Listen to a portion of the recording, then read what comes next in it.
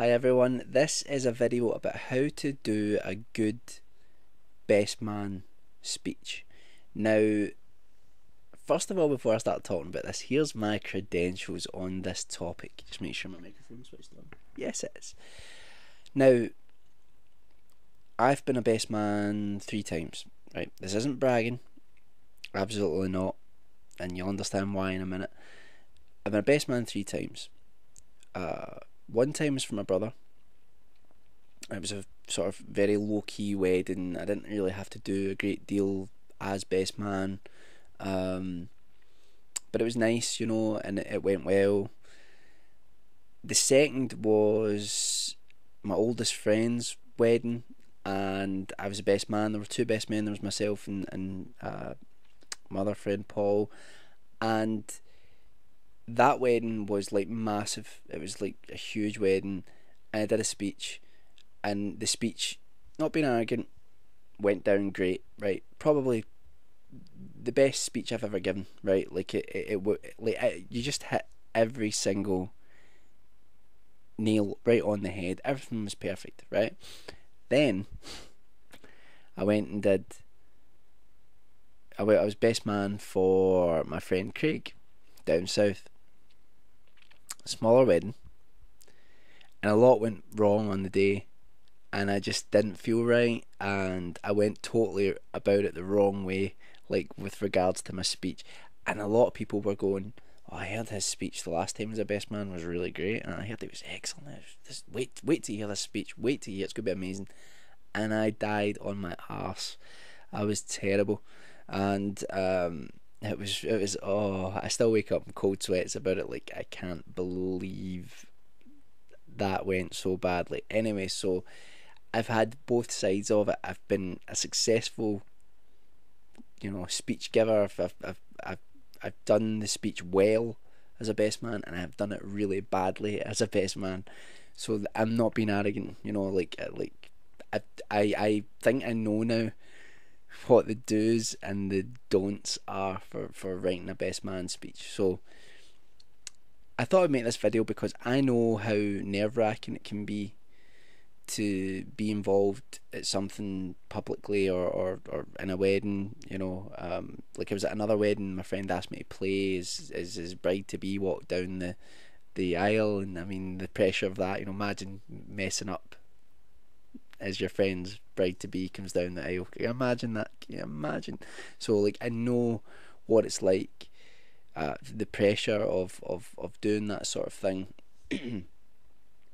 But what I would say is this: it's actually quite simple to give a good speech, right? Which is, see, the thing is, first of all, people will come up to you during the day and all that, and people will say to you, like, "Oh, the best man speech is a speech that everyone looks forward to, everybody thinks should be the big speech."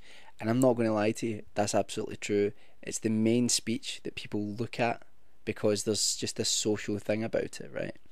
So you've got, even though it is that big a thing, excuse me, still got a cold, it's not as daunting as you think, right? And or at least it shouldn't be, right? It was when I did it, but just try and remain calm, and just remember that there are certain ways that you can go with your speech, right? So first of all, I would stay away from being too crude, right? Like being like, if you're like filthy, right? If your speech is filthy, normally, like, you just end up offending the bride, which can be quite funny, I suppose, but you'll also offend other people.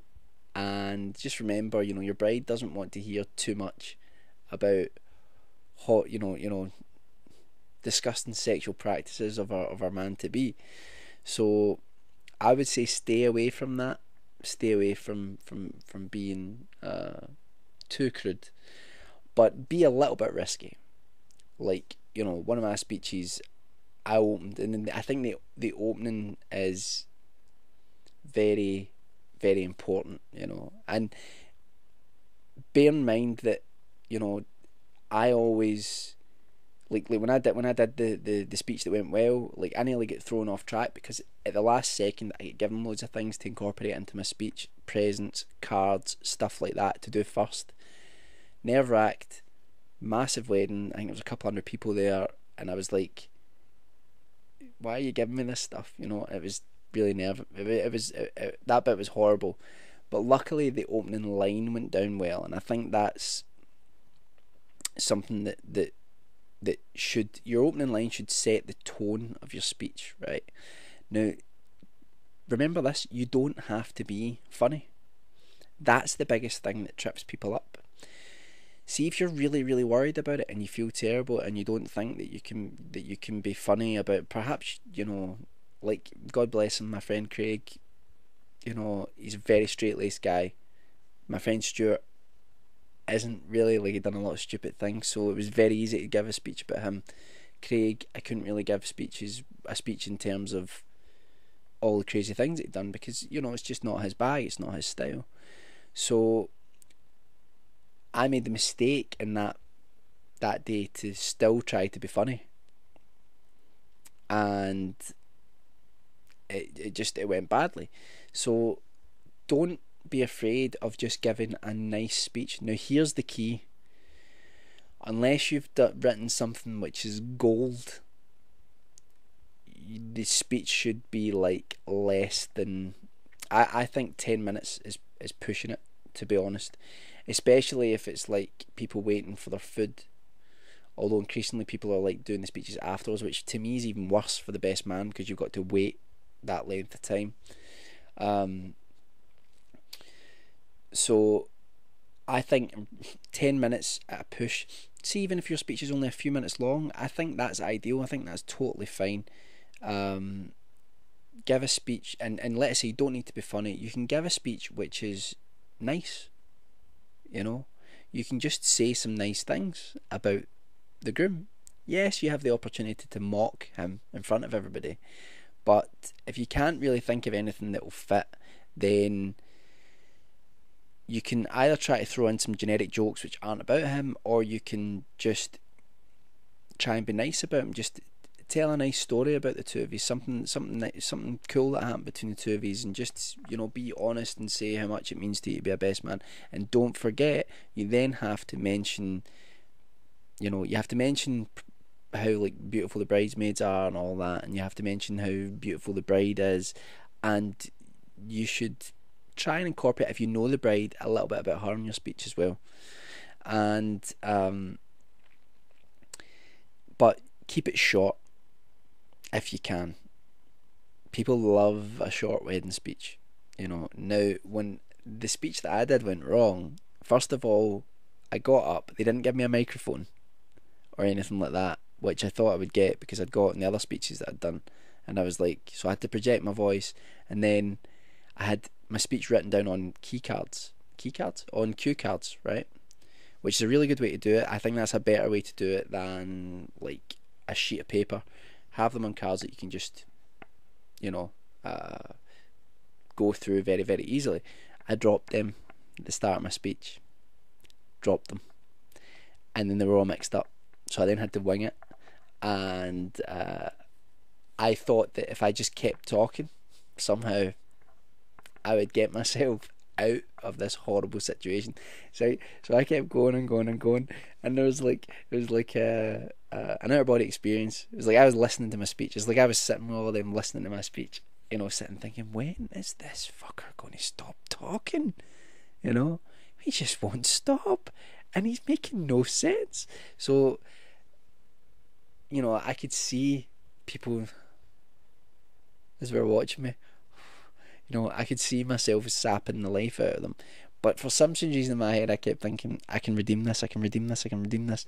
End big, I'll get to a joke, I'll find something, right? Now, I'm normally like a blagger, right? So, like, or a bluffer. Not a fluffer. I'm a bluffer. I can bluff my way through, like, things sometimes where I can talk my way out of them. But I completely overestimated my ability on that day.